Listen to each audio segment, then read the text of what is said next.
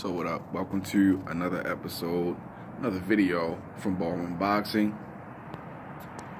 It is fucking 4:51 a.m. on the West Coast, March 19th, bright and early on a Tuesday morning, as you can see before the sun is up. And I just wanted to do a little bit of boxing talk.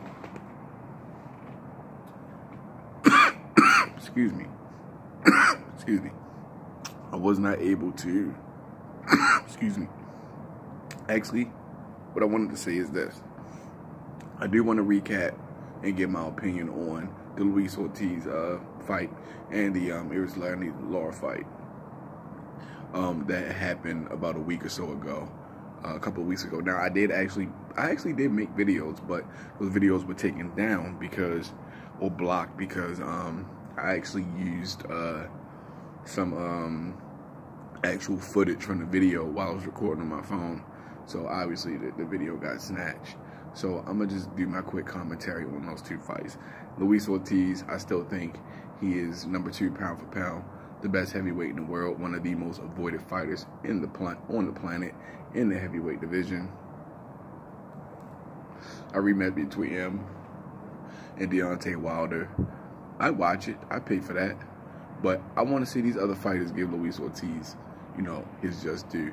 The dude that he fought, now from what I can remember from the fight, it looked like he paced himself. He didn't really overdo it. He just wanted to work on his boxing and go the distance. And there was nothing wrong with that, I liked his performance. The dude that he fought, I can't remember his name.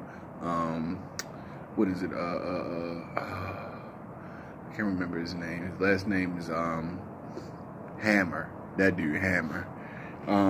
The dude was tough. He didn't really have too much in the way of boxing skills, so to speak. At least he was completely outclassed, in my opinion, by Luis Ortiz. But that's just my opinion. I still believe that Luis Ortiz is a huge threat in the heavyweight division, which you can see by the level of opponents. The only top tier opponent that has given him a shot really recently is Deontay Wilder. So much respect to Deontay Wilder for that. Now, the Iris Lara fight. He fought this young, upcoming dude. I can't remember the kid's last name. I can't remember his name at all. Never mind his last name. They fought to a draw. Iris Lara, in my opinion, has started to kind of rev up his activity in the ring and not be as defensive, but that could have something to do with the amount of battles that he's had, and it could also have to do with the fact that he's getting older. You lose a step or two once you hit like between 30 and 35. You lose a step or two. It happens to the best of us. I think Iris Lara's career might be winding down. While it was not necessarily, a bad performance from him, but who he is and types of fights that he has had, he should have done better in that fight. Also, you could give all the credit due to the kid that he fought. This kid just might be a phenom like that, He just might be that tough of a cat.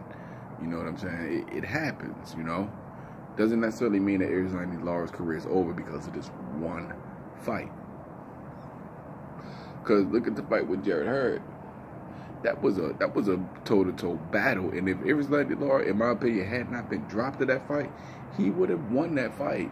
Because he boxed his ass off, and he showed a lot of grit and heart and determination in that fight. So I'm still on the fence with that. I would like to see his next fight and see how he performs in that fight. I think I have a better gauge on where I think his career stands. Now, let's talk about the Mikey Garcia and Errol Spence fight. Now, I did not watch that fight, but I'm gonna give my opinion on the two fighters themselves and the fight. First, let's start off with Mikey Garcia. Now, Mikey Garcia is a four-division world champion. Lightweight, super lightweight, welterweight. I forgot the other division. My apologies for that. Now, Lomachenko fights at 135, I believe. I don't think Lomachenko should go from 135 to 140. That's the division I'm thinking about. Mikey Garcia went for what was it? 130 to 135, 135 to 140, 140 to 147. Now, I think Lomachenko is an excellent fighter. I think he loses to Tank Davis, though. But this isn't about them. I think Mikey Garcia believes that Lomachenko is better skilled than him, has more skill, which is why he didn't want to fight him for a championship. I think it would have been Mikey. Does Mikey have a title at 135 still? I don't believe so. He would have had to vacate, right? Because I don't see him fighting in 3 weight classes. But I mean, if he's gonna fight straddle 2 weight classes, it has to be 135 or 140, or 130 and 135. I mean, but that's a little bit too much after going up to 147. The fight down to 130, that's a bit much. But I don't think he wanted to fight Lomachenko simply because of the skill, and simply because he doesn't. You don't want to go down and fight a smaller guy and then get completely embarrassed and outclassed. Chad Dawson did that shit with Andre Ward. Went down from light heavyweight to what was a super middleweight to fight Andre Ward and got the brakes beat off his ass. And Chad Dawson was never the same after that fight, man. Now, with Mikey Garcia going up to fight Errol Spence Jr., first and foremost, everybody who knows anything about boxing thought that was a bad idea on Mikey Garcia's part, including his brother, and I believe his father as well. Nobody wanted him to take that fight because Errol Spence is a monster. He was daring to be great, but I think there was a bit of strategy in that as well. If he could go up to avoid being embarrassed by getting beat by the very skillful Vasily Lomachenko, he opted to go up and quote unquote, you know what I'm saying? He decided to go up in you know the saying. I'm having a huge brain fart right now, but dare to be great. There it is. Now, like Amir Khan did with fighting Canelo, like what what's his face did when he fought Golovkin, blah blah blah, right? So I know it's 4 something in the morning, man, my fault. But let's just use the Amir Khan going up to fight Canelo. Nobody thought that Amir Khan was gonna beat Canelo. Everybody knew once Canelo touched that chin, it was gonna be over. Game over, man. Everybody expected that. Amir Khan's career took a bit of a blow, but not as much of a blow if he would have lost at 147. Now, Mikey Garcia, he fooled himself. He thought that he could go up in weight. Now, he was a 3-1 underdog in this fight. At least that's what I last recall the odds being. No, not a lot of people believe that he could win this fight. He believed he could, but as a fighter, you should believe that about yourself. But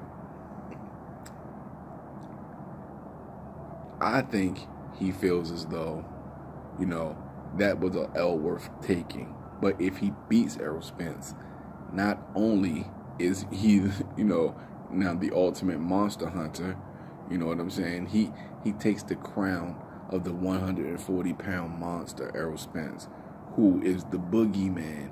I mean, real talk, you won't even hear dudes. A lot of dudes who are within his radar, you won't hear them say his name 3 times like Candyman. And when his name comes up in conversation, the conversation changes a little bit. But hey, it is what it is. But what I've heard from the fight, pretty much the fight went pretty much how I expected it. Errol Spence boxed and put on a masterclass boxing display, utilizing his jab, uppercuts, I mean, he boxed on the outside, kept Mikey at distance, showed excellent footwork and defense, blocking punches, parrying, using his head, moving his head and shit. Then Mikey Garcia would try to work on the inside. Errol Spence punished him to the body. Credit to Mikey Garcia, the dude is tough. No one will ever say that Mexican fighters are not tough. Mikey Garcia is tough. He could take 12 rounds of punishment from Errol Spence. He's a tough dude. Without a doubt, he's a tough dude. However, be that as it may, he got his ass thoroughly handed to him. Is his career over? I wouldn't say so, because this is pretty much what you can expect when you go up to fight in a higher weight class. Now, I believe that because he beat Adrian Broner and Robert Easter Jr., I thought Robert Easter Jr. would have put up more of a challenge to Garcia than he did. But, it is what it is. And honestly, I didn't think Adrian Broner was going to beat Mikey Garcia simply because of how Adrian Broner fight, how he shows up to fights and what he does once he's in the ring. If he's fighting an aggressive opponent, everybody knows this now. AB puts his hands in his pockets. He doesn't throw punches. He tries too hard to look cute when he's throwing punches. It's not a real good way to fight, man. It's really not. You gotta let your hands go. But he didn't do that with Mikey Garcia. And when he did do it with Mikey Garcia, he had Mikey Garcia stuck on stupid. Adrian Broner could have beat Mikey Garcia, in my opinion, if he would have actually used the skill and talent that he naturally has. He could have won that fight. I believe that wholeheartedly. I think it was the 11th round. Adrian Broner clearly won that round. He had Mikey Garcia looking foolish. You understand what I'm saying? Now, Mikey Garcia I think he's a master of the basics. The basics, the fundamentals of boxing, he has that shit down pat. On top of the fact that he is a tough dude. He has a beard. He absorbs body shots well. And those things makes him a very worthy adversary for anybody who steps in the ring. Like I say, he's a master of the fundamentals. Perfect jab, perfect straight right. Textbook hooks, uppercuts. Textbook. Foot movement. Now, he doesn't have those same type of athletic feet that you would see with an Errol Spence or an AB or even a Sean Porter or even Keith Thurman when he was Keith Thurman, but he is good enough to where as though he has a very good ring IQ. I mean, we've seen that in his fights and the things that he did and that he's done in those different fights. I mean, he looked spectacular in a lot of those fights. So a lot of people thought that those skills would make him a match for Errol Spence. Now, what most people don't realize with Errol Spence, most people with an untrained eye, Errol Spence has given you bits and pieces and glimpses of his true skill set in a lot of his fights, especially some of his tougher ones. He's giving you bits and pieces, of what he is capable of. Now in some fights, it may take him a little time to adjust, like it did with the Kell Brook fight. It took him a little time to adjust, because I can't assume he went in, looking to do things like he usually does. I just think Kell Brook was just that good. But you see glimpses of what he can do, and for some reason, people criticize him because of what they don't notice. You understand? Watch Errol Spence fights very carefully and look at the things he does in those fights, other than just coming forward, because he parries a lot. He doesn't take a lot of punishment. If you really look at what he does, you know what I'm saying? So, and there was one, and Errol Spence has a chin.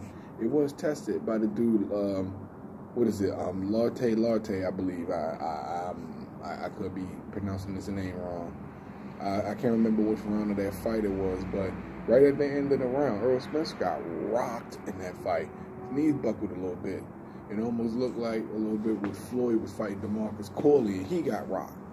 You know, Errol Spence, he came back in the next round, and he fought at a little bit slower pace, you know, but his experience, it was real smart. You know, he didn't do anything foolish in the fight. He survived the round.